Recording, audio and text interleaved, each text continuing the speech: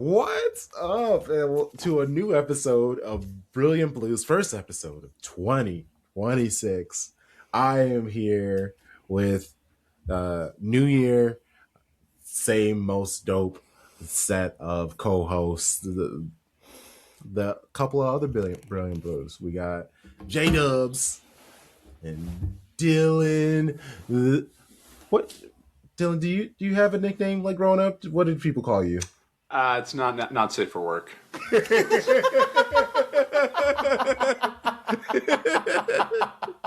God damn it. Hell yeah. In the quickness of the answer, that's how I know it's true. He was just like, yeah, I'm not even sorry. This podcast is always here to protect the innocent, so we will not ask. Love that. We are 15 minutes into this. We're not even 15 minutes into this. Like I respect. How's it going, guys? How have you been? I haven't seen you in quite some time. Like obviously we chat through messages, but it's nice to see your faces. Yeah, new year, feeling great. I know we're gonna get into it. A bit of a roller coaster for us with the matches and whatnot, which I'm sure we'll touch on. But no, I feel great. Like I said, I'm in Philly, so my background looks a little different than it normally does, and I'm also kind of dressed like a Spanish manager right now. I have like an actual sweater on. Yeah, I saw that. Yeah, I had to go to a nice little prefix dinner before this. Trying to sign up some restaurants down here in Philly. So I've had a couple glasses of wine. But we're good, dude. We're gonna be a little loose on this one. I got a feeling, so it's all good. I saw the Real Madrid job was open. Was like, ooh, I can dress for the part. How quickly can I cosplay? And it was very quickly. Xabi Alonso, who I'm here, let me in. We'll figure it out. But no, feeling great. Pumped to hear about Dylan's new year. A lot more going on your side of the fence, I got a feeling. Yeah, I'm moving. So that's why my background looks disheveled. So moving back to the East Coast from LA. So that is rapidly picking up. And other than that, saving for a wedding and just trying to stay afloat. Major questions only. U-Haul driving the entire way or shipping and flying? Paying for movers and driving. Okay. We were looking to rent a U-Haul. When we looked it up, it was $4,500. No. Yeah. U-Haul tax. Which was not like that much cheaper. No. Actually, no. The movers we actually ended up finding because we ended up then like selling more stuff. This is like, hey, if we keep everything, this is what's going to cost. And then we're like, no, let's just sell some stuff then. And the movers are cheaper than that. So we were just like, all right, we're just going to drive across the country and then have movers do all the really heavy stuff. For sure. That's the exact. Have you guys picked out the route? And I'm only asking this because lived in Denver and drove back to Ohio a couple different times. Not the full trip, but people here for Man City talk. They are also going to get how to navigate the continental United States as well. It's cool. I kind of got to speed run it because I don't have that much PTO. But basically what we're doing is we're going to the Grand Canyon. Then from the Grand Canyon, we're going to Roswell, New Mexico. Then from Roswell, we're going to go to Texas. Probably go to Austin, which is like a little out of the way, but we have friends and family there. Then from Austin to Nashville, which is a hike. That's going to be a long drive. And then from Nashville, then we're going to head to Richmond, and then we'll be there. Good deal. Yeah. So I've told a lot of my friends this story, and I've lived in many places. I don't know if I've touched on this pod. But at one point, I was basically living between Houston and Denver, which weird. It's not coastal at all. But here we are, and this one I worked in politics. And I remember calling my mom. You grew up in Ohio. Driving culture is a big thing. You drive everywhere in the Midwest, basically, right? 7-hour drive is nothing at all. So I remember leaving Houston, going to Denver, and I called my mom. Jesus. I'm 12 hours into this drive, and I was like, Mom, I'm still in fucking Texas. And I don't understand how this is happening because I had to go up the panhandle or the handle, right? And I was like, it's just the state is so big. Like, this makes no sense. This shouldn't be allowed. This should be 4 states. Like, what did we do here? Like, why did we allow Texas to bully us into these lines? Like, this is bullshit, So, honestly, thank God it's only 1 state. Yeah. So, good luck. Godspeed. for you. I'm sure they'll find a way to draw it up so that it's 4 states in no time. They'll make sure to beef up those senator numbers real quick. I was going to say, how do we get 3 governors down there is what they're probably trying to figure it out. Like, it's wild, though. I worked for the mayor of Houston when I was down there, and the first ever campaign event we did, it's pretty normal at a political event to do, like, the Star-Spangled Banner or some shit like that, or, real American shit.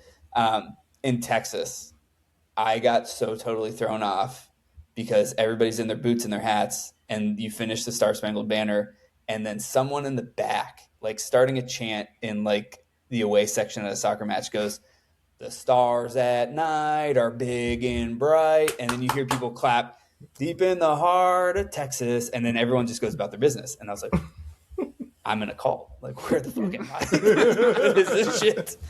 So, Houston's an amazing spot, though. Never been. I've been to Dallas and San Antonio. So that's honestly, Austin, San Antonio, and Houston. Been to Austin a few times. Yeah, those 3 places redeeming. Dallas, that's a tough look. It is. Yeah. It's just highways. That's all it is. Yeah, it is. Yeah, it's tough. Great. It's tough. But City, and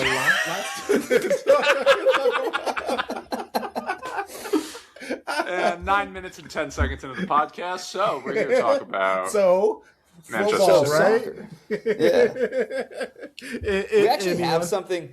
We actually have something going at some point. We should just jump on here and just be like, hey, let's bullshit for 30 minutes and see where it goes. And I think that we'd be able to like have a pretty we could easily do it. I mean, we practically, if I would have hit record the moment we got on, we would easily already be at 30 minutes. In all honesty, the football might be the hardest thing to talk about right now, if we're being honest. And that's after a win. So it's like, it is what it is. I love it. Thankfully, these last couple of wins, they're not Premier League wins, but they are wins. That's nice. Mm-hmm. Run of draws, 3 in a row.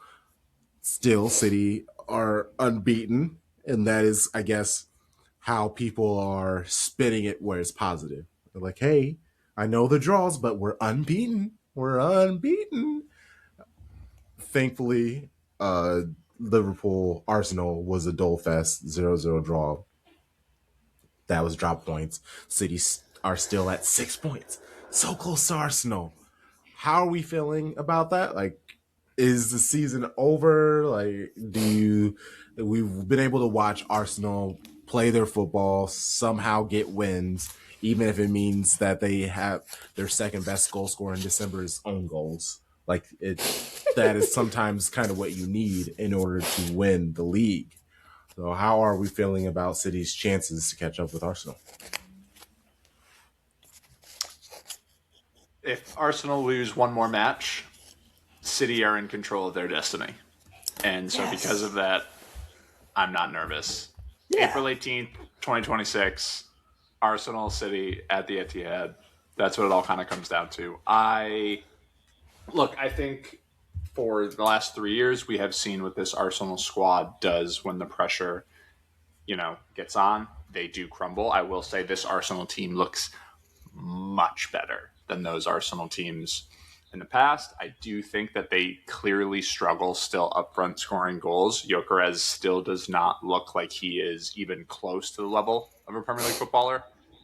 The flip side of that is that they score goals off of set pieces in the most frustrating of ways. I really wish some of their games were officiated the way that the set piece goal that City scored today was officiated, because that would be fantastic. Yeah, if maybe some of those could get called back. But look, this City team is not even close to their best. Rodri has barely played at all this season, and it's still this close. And so I'm still optimistic. I would not be surprised if Arsenal actually ends up winning the league, to be completely honest. But if we can get Rodri fit and healthy, if anything with this defense, which is kind of right now an injured mess, can still stay somewhat in decent shape, I'm optimistic. Well said. I think I bring that up all the time when we had our old pod. I was like, if I have the if I have the power to win it. Like you just said, it's in our own hands. I'm confident always. Obviously, I think if Arsenal blows the doors off of Liverpool, feeling less confident. So that was helpful. I think too. We were doing the thing that we always do. We go through November through January and don't lose a game. We didn't lose, and we were doing it, and we just happened to have a spell of normalcy, which was 3 games of a draw, and that's fine, and it happens. And like, a team 4, 5, 6 years ago, that those are all dubs, and like this seems a little different than that. And I think that that's the new normal for us. That's like not going to be, how it is. But every year that they've won the league, you go through the fixture congestion, and they just pull off a run that either allows them to claw back or extend the lead that they have at the top of the table. And like, it's Pep's bread and butter. This is where he wins the league is during this time, and he put us in a position to get back. I will say this too, Dylan, I think you alluded to it. The old Shakespeare play, beware of the Ides of March. And I think that is true for Arsenal, where towards that end of the year is where you see some real like tight asshole type shit with them, and like they drop some points here and there, and like I think that no Arsenal team I've ever seen is above that. So that's where we're at. That's fair. And I mean, I'm with y'all. We saw a couple weeks where City have some mess ups and it just drops. But then you see Arsenal struggling against Liverpool. Again, all of those own goals in December. You hope it doesn't bounce lucky for Arsenal eventually. They really haven't added to the team. They have plenty of players. It does seem their defense is their most important. As long as their defenders are there and healthy, they can get things figured out. It's can people outscore them, and that seems to be what we're going to have to find out. But I am super excited about City's chances, especially now that we have added Semenyo adding to this. I'm really happy that we were able to record after this Newcastle match as well, because this is 2 matches that we've been able to see him. Yes, very tiny sample size, but in this sample, we saw him play with Doku, and that was a lot of the conversation is, can he play with Doku? Will they fit on the pitch together? And they will, and they did fantastic. And there were moments where with Semenyo's goal, we saw shades of old school, like it felt Sane Sterling-ish. But also, Semenyo's height, some of those aerial duels, his timing was a little off or whatever, but he was up there. He was trying long balls, the way that he was able to cut off the fullback. So he had he could jog up to the ball by himself and buy time. The calm, the presence that everybody had, knocking it back and forth, left and right, left and right, left and right. That was kind of the modern City that went and won 4 in a row. The patience to take their time and then finally attack like a snake, quick and deadly. Again, this was just the second match of seeing them, but I am ready to say that this is there's another 4 in a row coming, especially Pep Stay. I love it. That's very bullish. That's very like the Cleveland fan in me can't even fathom. Like I'm just like, don't say shit like that, bro. Pain is always right around the corner, my friend. Like, please don't jinx us that way. Yeah. I think the last time City won the Carabao Cup, they won 4 leagues in a row. Fair. So let's go. Just Tell saying. me how wrong I am, please. I've only been my whole life gone to World Series games and never won one. It's fine. I'm good. That is pain. Wanted to ask a quick question. I know it's on topic but off topic, and I think it's great. We're a good riff pod here. FOTMob now has like height in Americanization a la foot and inches, right? So when you said Semenyo's height, I was like, damn, like how tall is he actually? Like I wanted to check this out, and it said 6'1". I'm like, all right, like, you know, pretty good, pretty good.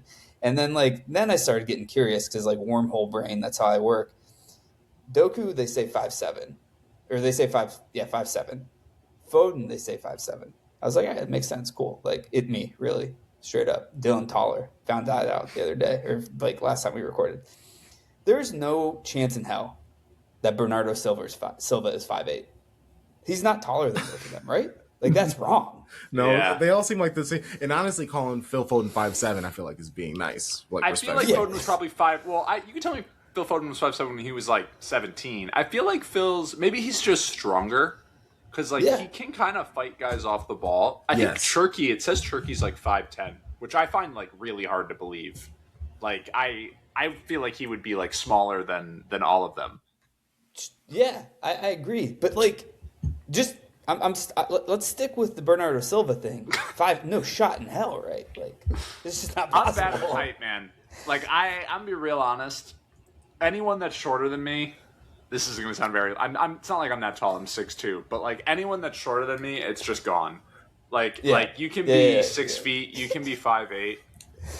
It's worse with me. I'm 6'4", so like I'm definitely like that. I'm like, bro, you're just short. Like yeah, I'm a tall dude. Man, that's so nice. That's like so a number. Like that's the number I've always wanted. Yeah, same 5'8" over here. Great guys.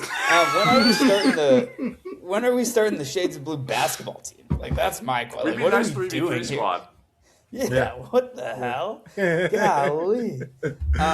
Yeah, so it was just it's amusing that I saw here, and I was like, "There's no way Bernardo Silva is 5'6", like or 5'8", like not taller than both of them." So now I'm gonna sit here while we talk. They are. I mean, obviously we men notoriously don't lie about their height, so I believe what Bob says.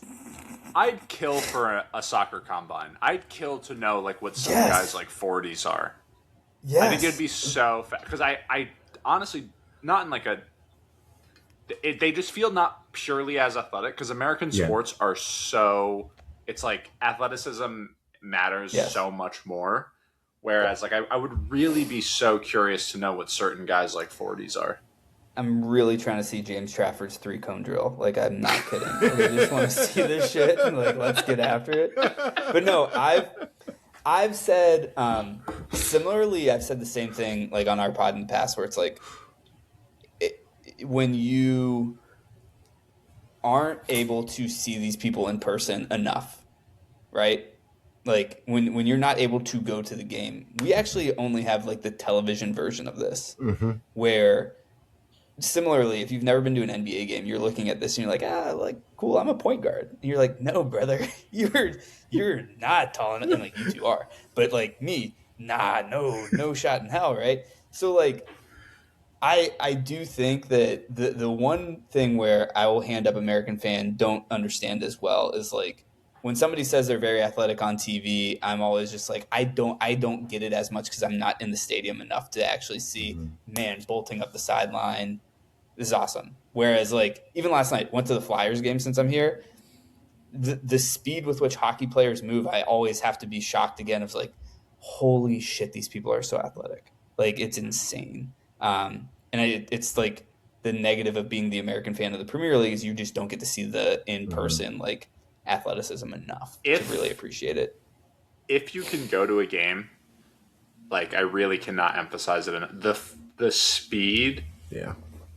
Is crazy. Like I went to the West Ham match when they won 4 in a row. And like there's actually a lot of the game that I was like blacked out. Like I was not from like a sobriety standpoint. Like I just do not remember most of that game for some reason. But the speed in which they move overall is crazy. Like it is just so much faster than how it comes across on television. Like more so than I feel like most sports. It was nuts. It was wild. Yeah, I'm thankful that I was able to see Doku live in person and watching just him like clash into other players. Like that was intense. I was like, oh yeah, no, Doku's a little brick. Yeah, I think too. Not to like. I feel like all of us have been to the games when they're stateside. Mhm. It's a different pace. It's a different Yeah, pace. I was like, I don't Never- think they give a fuck. never gone. Like, straight up. Like The prices the are game. insane. Yeah, first of all, nuts. The only game I've been to at the Etihad last year was a 5-0 win over Sparta Prague in the Champions League, Nice. and nobody wanted to be at the game. I don't think it's not helping. It's just not helping our case for attendance type shit. But I ended up buying a ticket, secondary market. I think kind of not what you're supposed to do, but it was like $40, and I was 3 rows back, and like you actually get to see. Hey, I give a fuck about the Champions League. We want to win this game so that we continue keeping pace.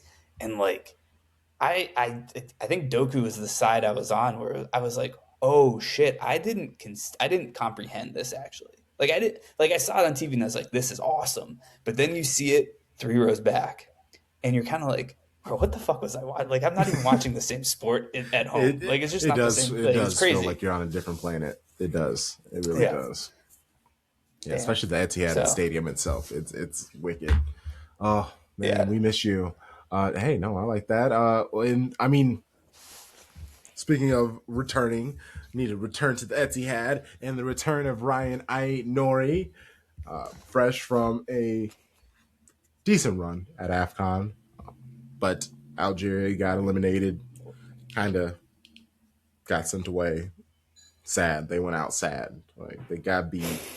And then they started throwing like temper tantrums at the end, fouling and flopping all over the place. It was very embarrassing and unfortunate to see.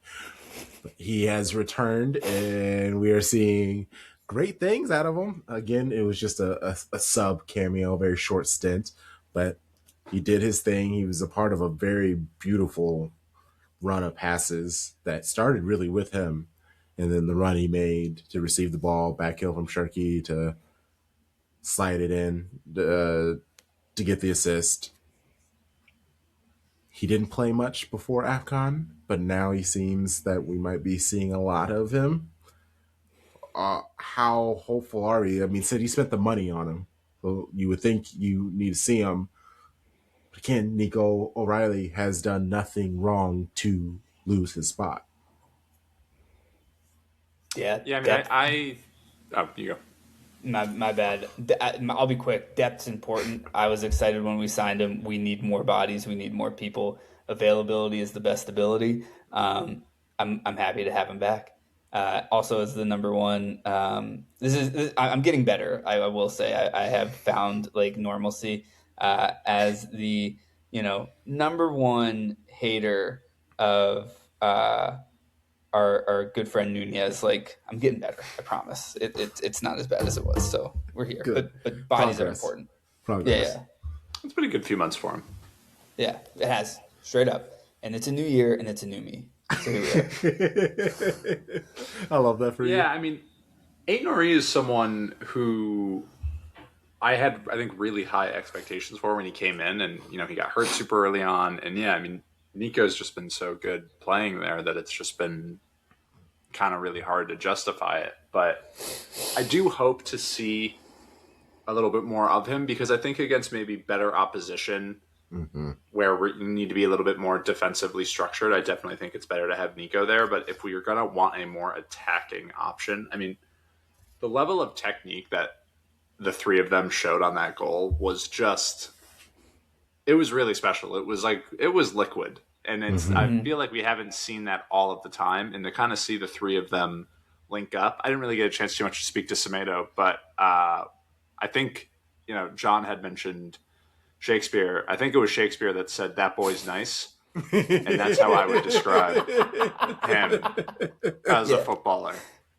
And to have as many 2-footers as we can on the pitch at any time, I mean, I'm here for it. So, yeah, big fan of the new signings. E2 at Norway. Yeah, Kronk, before you go, I think that I remember the beginning of the season and being really, really hopeful for a couple of the shifts that he put in, essentially a couple of the matches that he was playing. I feel like it may have been the first or second game, and I was like, damn, this is the Wolves signing that made sense. Or this is not a Wolves player like I've called Nunez before. And I'm sorry, he's not going to escape the hate, although he's been better. But like, yeah, hopeful. Like we've talked about this many times. The last couple of classes of signing just haven't been up to par. Yeah.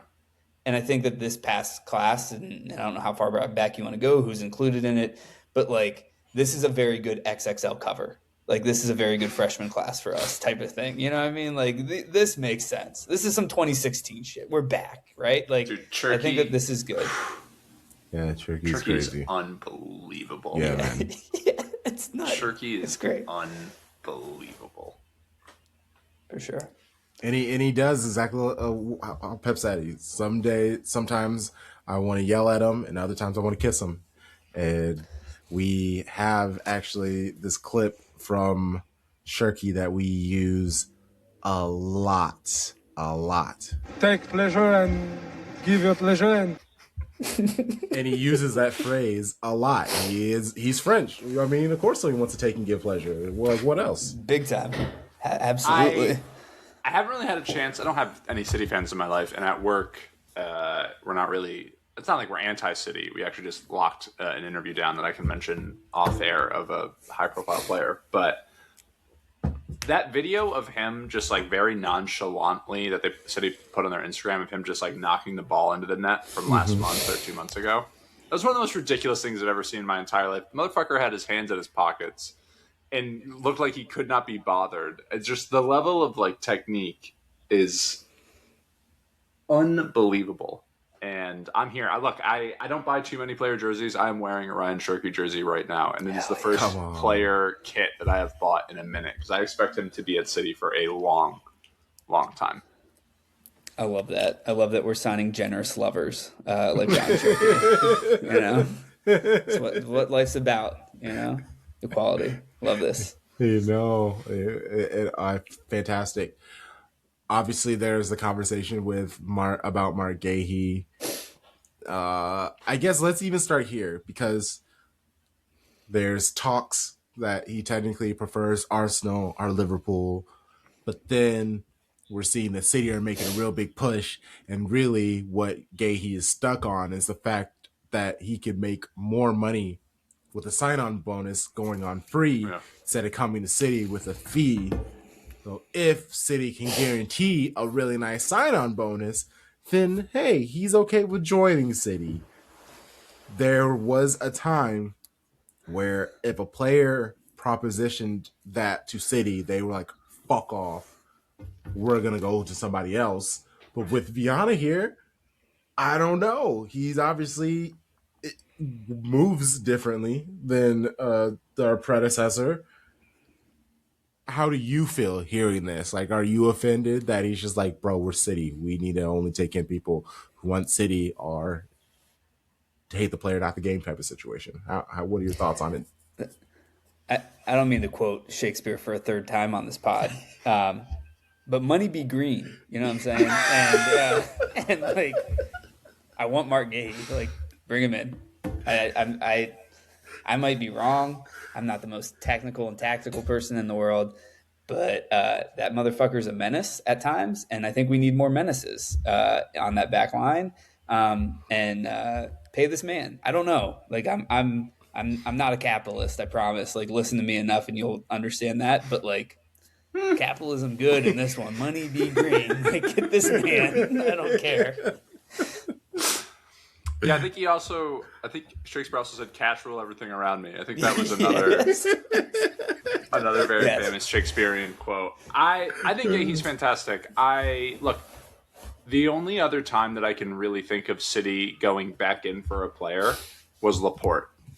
In 17-18, they tried to sign him in the summer. He said no. He signed a big deal. That December window came through. Company went down. Stones went down. We had Mangala playing center back minutes, and they were like, hey, you know who we could sign? Yeah. Laporte. And so I'm here for it. I think that there's a way that if they can get that fee a little bit down, if it's like, hey, we're going to spend the money anyways, let's just give it then to the player itself. I mean, look, I love John Stones. As long as I'm alive, John Stones has a fan. And He is just not reliable as a center back. He's just unfortunately not reliable. Diaz is hurt for who knows how long. Guardiola is out for potentially the rest of the year. We need a international level center back. I actually don't know how to pronounce this kid's name. Is it Elaine? Whatever Elaine, the Watford Elaine. Yep. Loney is. He seemed pretty solid. He seemed to be a really good player. He's also a child. Yes. And I just think it's not the worst idea to have a guy with dozens of more appearances next to him. I love Kusanov as well, but also a child, does not have a ton of appearances. It'd be nice to have someone with a little bit more senior experience next to them. And I think he would be a fantastic signing, and I don't think that we can let him go to Arsenal. I think we have seen, whether it's Declan Rice or other players, that when they go to rivals, even Virgil van Dijk back in 17-18 when before City could get Laporte, these can be really tide-turning moments. And I think to get him in, because City have seen, or Arsenal have seen injuries to their defense, Saliba gets hurt. He happens to get hurt in the worst times for Arsenal. And it would really stink if Gahey was there to fill in those steps for him. Yeah. I know you guys were all wondering. Mark Gahey's 6 foot on FODMOB, so plays much bigger though. Yeah, I was gonna say I'm because I looked that up too. I was like, how tall is he? And I was like, oh, he's only 6 foot. But like you said, he with his physicality, he can jump out of the gym. He makes up for it. Yeah. And a former Chelsea guy, I mean, we have such a great track record with that shit. Let's just I think this sign seal delivered. Bring him in. Let's go. And Gahey, very similar to Semenyo, if they join City, they are very familiar with the Premier League. Yeah, for sure. And I think it's a great call out. Yeah. I would like it. Because I don't want to take the second or third person that they probably have on that list. I don't think it's another Premier League person. It's someone out. And I know technically there are people in the summer that they would like to see if they can't bring someone in. I know they're talking about Nico Slaughterbeck. He's a baller. He's fantastic. He's a younger dude with lots of promise. But he also was kind of battling injury as well. He seems to be figured things out health-wise, but I don't know. I feel like in games nowadays, just with all the games they play, everybody is injury prone. I show my age every time I do something like this, make a baseball analogy. But signing Mark Gahey is when you're getting to the trade deadline and you actually sign an ace. And is he the greatest center back in the world? No, but he is direct impact. No matter who gets him, if it's us or Arsenal. And I think it's if you actually go out and you sign some team's best pitcher, or you sign any hitter 3 through 5 in their lineup just to insert into yours, this is business that has already been measured. It's already been proven against the Premier League. This is we want to try to win it this year type of situation. And if they sign him, that's the sign. That is hey, we 6 points, nothing. Let's go figure it out. That's the Colts signing Sauce Gardner before Daniel Jones's Achilles blew up. Big time. And obviously it's very similar to Philip Rivers getting picked up. Yeah. Just kidding, obviously. As a Colts fan, that felt low. Sorry. Didn't know you were a Colts fan. Would never as a Browns fan. Growing up in New England, I was when I learned the Patriots kind of screwed the city of Hartford. Growing up in Connecticut, I turned my back on the terrible decision. But hey, man, I got to watch Peyton Manning. Got to watch 7 years of Andrew Luck, 5 if you don't count injuries. Yeah, it's been hell ever since. You also have to hate the Carolina Hurricanes, obviously. Yeah. Oh, when they did the throwback nights with the Whalers jerseys, that's disgusting. Yeah. Yeah, top 5 logo in all of sports. Anybody listening, go look it up. Hartford Whalers. Not the greatest nickname because whaling tough, but here we are. Great logo. I can't tell if you actually dislike whaling or if you dislike that people feel a way about whaling. I don't know. As somebody through high school would watch so many late night episodes of what was that show with the Sea Shepherd, where they would go out into the Arctic or like go out into the South China Sea, I believe, and like try to stop people from whaling. Like I think I do have a kinship to whales. Gentle giants of the sea, don't need to be whaled, don't need to be hunted. What do people kill whales for? The blubber. Okay. Yeah. Why? Yeah. Using it's really cologne expensive. And candles and all kinds of things. Yeah, it's like an Avatar 2 plotline. Almost. I don't know if any of you have seen Avatar: The Way of the Water, but like it's the whale brains are worth like trillions. All right, it's a safe space. All right, I have something I got to say real quick. I hate Avatar. Oh, I hate Avatar too. I don't know anyone that likes Avatar. Who likes Avatar? Okay, I hate Avatar because like, not that Pocahontas is a great story because it's got its own fucked upness, obviously. But like it's just Pocahontas in suits, in green suits, straight up. And I know it's also some other famous whatever, but like yeah, it's all of them. It's not interesting. Yeah. No, like if you want the right Avatar, go watch Fern Gully. Again, or I'm watch 30. the Avatar: The Last Airbender. Since he's stealing. Correct. Since he's like stealing them all now, doing like water, fire. He's just like jumping from element to element. Yeah, but again, I'm a 36-year-old. Go watch Fern Gully. It's better. Sorry, I had to get that off my chest. No, hey, good. We are a safe space. I thank you for feeling comfortable enough to be vulnerable with us. Thank you. Big time. Come out of the closet on air. Yeah, people now know that I'm actually probably 5'7". It's okay. So we're good to go. Oh my gosh. Actually, it's funny. I played the Cherky quote, but the next conversation is about Pep and the Academy and technically what he doesn't like with the Academies. And I actually have the quote. The quality is there with 10 people with the same age. And that's why to grow up, to be a better player as quick as possible, that is not the way. The way is playing against Exeter. That is the way. It's been from, I don't know how many spectators in the stadium, 20, 25, 30, 35, 40,000 people. Like support conditionally, like guys like our fathers with 3 kids at home. That is the way you challenge. So in that the skills are there. Skills is not the question. All the academies, I'm pretty sure United or Liverpool's or the Chelsea's they have a good. This country loses amount of incredible English talent players, young players. But they grow up, they don't compete. They don't compete, and that's why the process is a little bit. Sometimes you don't know exactly. It's the right moment, the right tempo to go. Sometimes you got to play families. They have 3 kids. They have those real lives, that dad anger. Once I heard that, I did say, hey, Pep, let me introduce you to the Long Island University Sunday League that I take part in. There's a lot of fathers of 3 out there, and we can really prep the kids there. I get what he was saying, though. It was kind of a funny comment.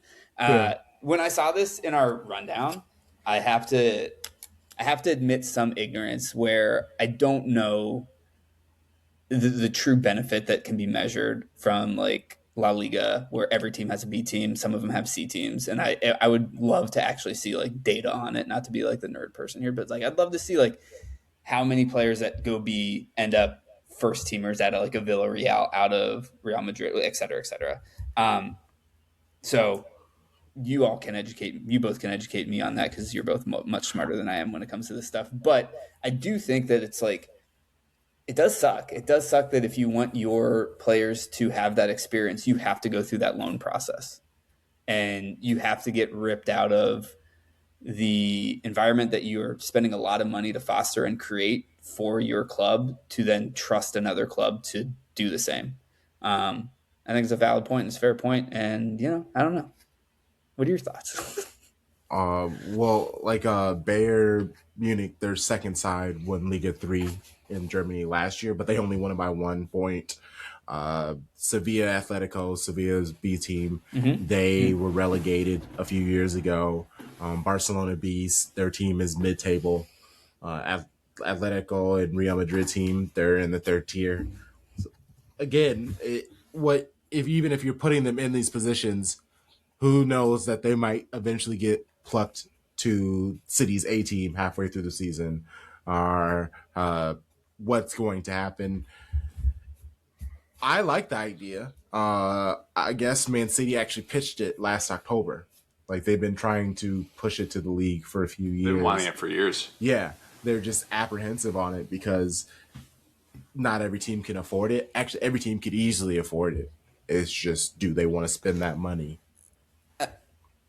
I would assume some of the pushback would be, what does it do to the sustainability of the other 92 teams in the English league, like in the, and I think with how important that is as like a point of pride for the country, I could see this never happening. That's why I think it's really interesting that you guys brought it up in the doc, is like, yeah, it makes sense. Just probably not in England, I guess. Yeah, I mean, I doubt it will ever happen for that reason. Like, I don't think if there's anything that the FA and the Premier League do, it is nothing to benefit the players and clubs at large from a performance standpoint. Like, they don't do a break. They don't do any kind of January break. It's like, now we play games on Boxing Day because that is what it means to British football. And so I think that they could easily find a way to maybe like have that squad, like, they don't earn the same amount of prize revenue, or like there's tons of ways that they could get creative with it. Yeah.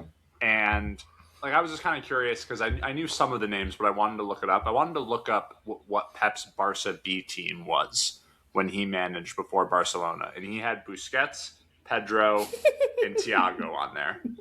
And there were a few other players that like names I like recognized, but like those players were there. Yeah.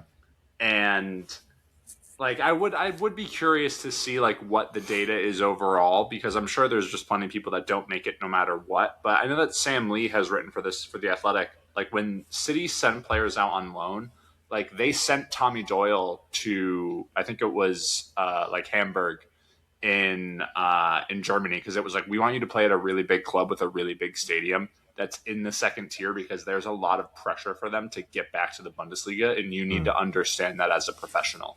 And like, that was a big thing for them, and it ended up actually not being a very successful loan, like going out there at all. But like, that was their science behind it, or their like reasoning behind it, is like, we need you to understand those things. I don't understand why they maybe just don't play a kid in a FA Cup game that like one position in your team, you should be able to have a kid play there. And like, yeah, he's going to fuck up, but it just is, it seems kind of frustrating that instead what it is they're going to play a whole squad of kids instead of just one kid, and like figure out the way in your system to let one kid play, especially in cup games or in Champions League games. And look, Pep is obviously so much smarter than me, but it's the one thing that has never made that much sense to me, is just like, you got to find a way to figure that out. If like the bar is you have to be Phil Foden or have like the technical ability of Rico Lewis, like, it's never really going to make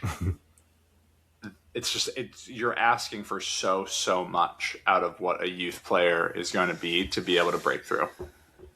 Yeah, I think that's fair. Those two guys are, like, I was trying to rack my brain right when you said that, like, they are the only two homegrown players that have not gone out on loan in a long time, right? Obviously, like, it's just them, basically.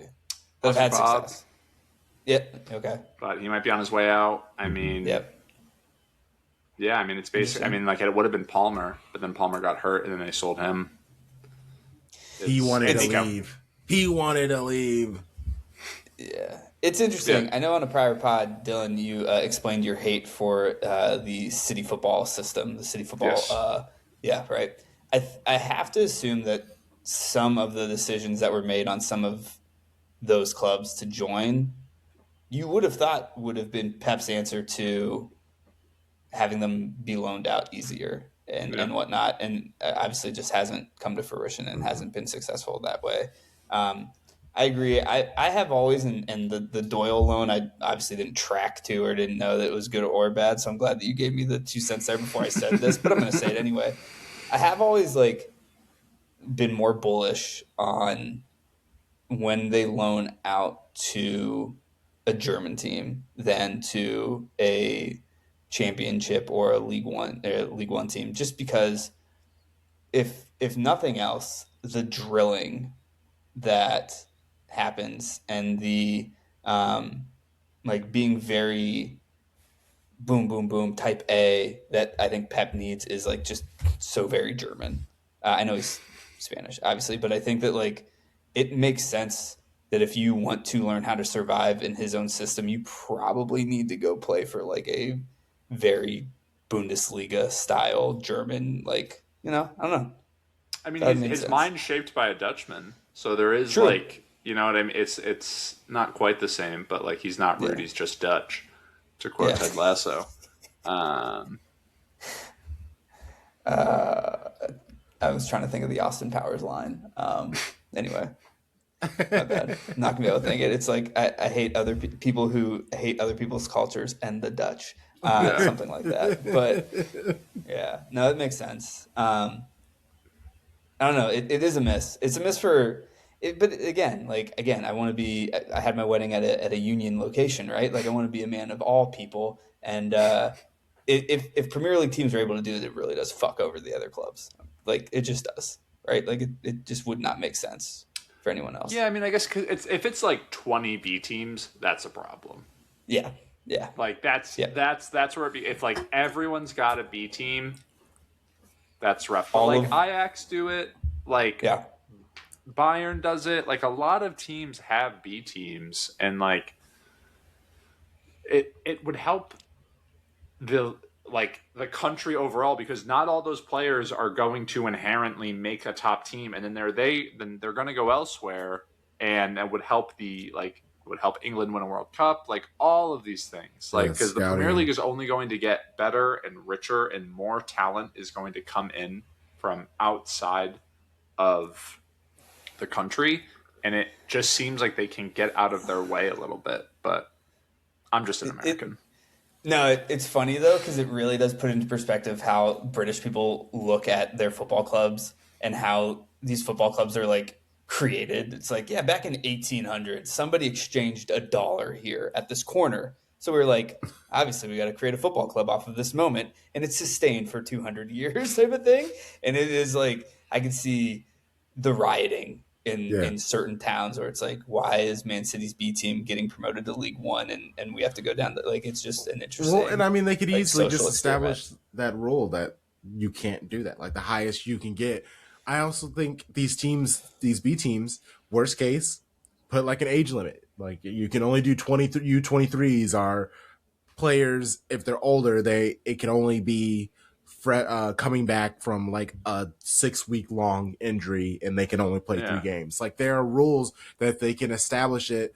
All of their games, they have to split half of the ticket sales. There are ways Europeans love regulations. It can't be that hard. Yeah, exactly. It can't be that hard. I feel every week there's a new EU law. It's phones can't have this. They got to be able to figure it out, man. And I'm not against that. I'm all for regulation. It's just it's the one. It's the inverse. It's we have socialism for rich people in this country, and the Premier League has capitalism for its sports, and it's so interesting. Yeah, you both have to understand how hard it is for me to essentially be defending English heritage here of this club was established. It makes my skin crawl. It makes me want to start chanting. John coming in here. It really wants. It makes me want to take a minute and just be Lizzie's in a box type of shit. Fuck the monarchy, that type of thing.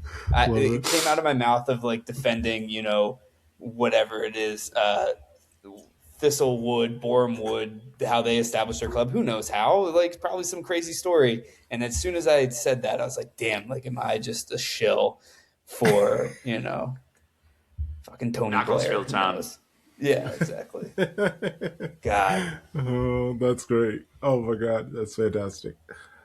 Well, I mean, I got nothing else for you guys. Is there any last hot takes or thoughts that you guys needed to get off your chests?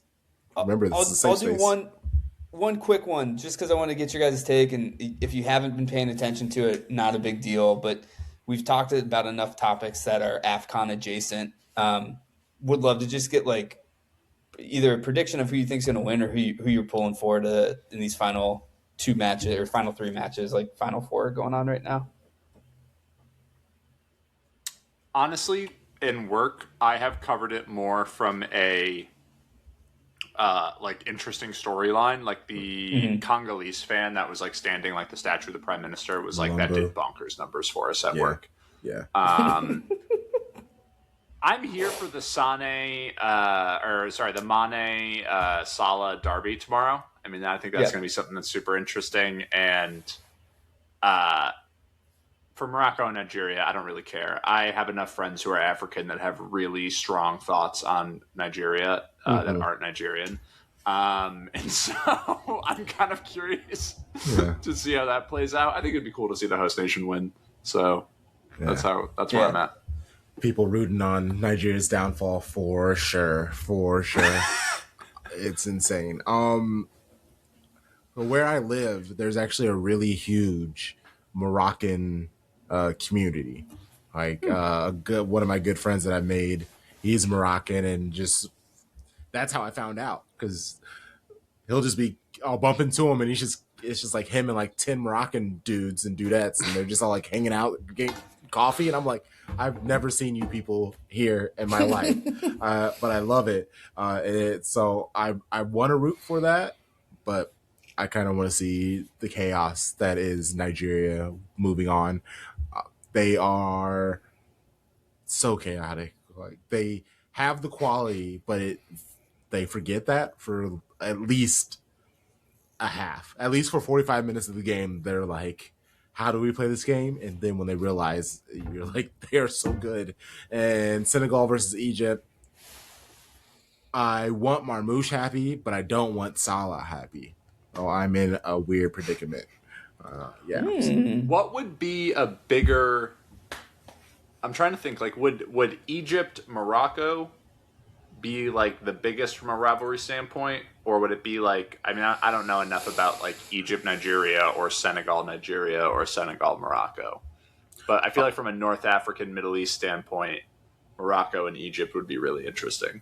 I mean, technically, it would be more connected than there'd be beef, but it's 2 like North African countries. Whereas if you get like a North and an East or a North and a West type, that's where there would be more animosity, just because you meet some Moroccans, you meet some Algerians, Tunisians, and things like that. They're like Egyptians, like, don't call me African. I'm not African.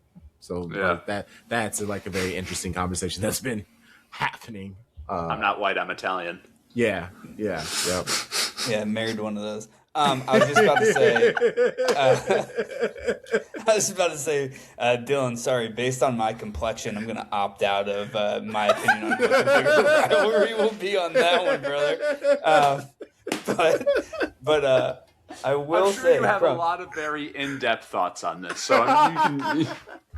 Look, not to be that one person, but like 2 months ago, I read this really, really great book called "Africa Is No Nation," which really dives into how the continent just got totally, fucked so many different ways. But back to it's all depressing. Whatever, life is life.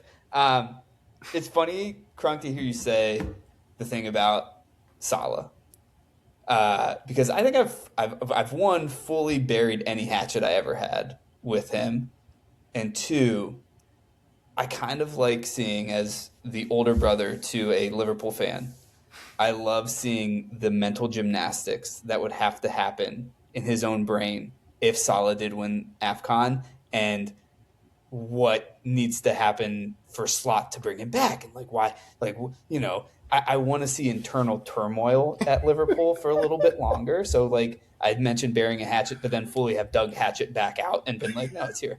So it's like I'm kind of rooting for Egypt just for like the reality television of it all at Liverpool for that. I guess. I don't hate it, but that is nice. Yeah, for sure. Listen, I'm a reform bully. My brother will tell you that to anybody who asks. Like I used to just pester him as a child, and this is another version of that with rooting for Salah for the mere fact that he has to figure out how to root for his own team at that point. So yeah, here we are. I want you happy, but also in pain at the same time.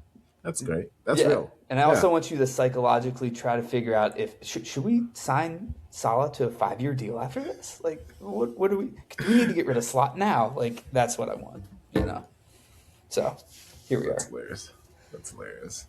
Okay, well, I won't hold you guys any longer. It's late where I am, so I know it's technically West Coast. You're better, but East Coast. It's a little later. The hotel bed looks real nice right now. I'm not gonna lie. I'm ready. Like having 11-month-old, any hour of sleep that I don't have to have a baby monitor on at the same time. Sorry, Alexis, you're probably not watching this, but like, you know, I know that you're holding the fort down for me right now. Legend. I'm gonna be rejuvenated in the morning. I promise you that. It's a good sleep. So I'm happy for you, friend. Yeah. Well, let's start with you. Please plug yourself and let people know where they can find you and the things that you do. Absolutely. Love being on here. This is what I will say. Nobody at DoorDash is watching this either. I work for a company owned by DoorDash. It is a humongous corporate behemoth that I have problems with. But if you are in a city like New York or Miami and you want to make a reservation, you can now use the DoorDash app, and we're working on getting that in Philly, and that is why I'm here. But cook at home. Like learn a skill, cook at home. Hopefully none of my bosses are watching this. I don't think they are, so it's fine. At least not this late, probably. They're in bed. Dylan? I don't really use the Bird app anymore because that is dying a very public, slow death. But you can follow me on Instagram. I guess just at Monday Morning Manager would be the Instagram handle for the City Extra Show, which is on again, off again all the time. And check out Men in Blazers. I do a lot of content for them, so it would mean a lot if you check them out if you are a fan of American soccer. And at Shades of Blue and W, I'm trying to make sure we use all the Threads, TikTok, Instagram, X, Blue Sky. We're on all of them. We're posting, we're sharing YouTube shorts. We're out here at Shades of Blue and W. I mean, it's pretty obvious that we're brilliant and we're blues. But are we brilliant blues? We'll see you next time.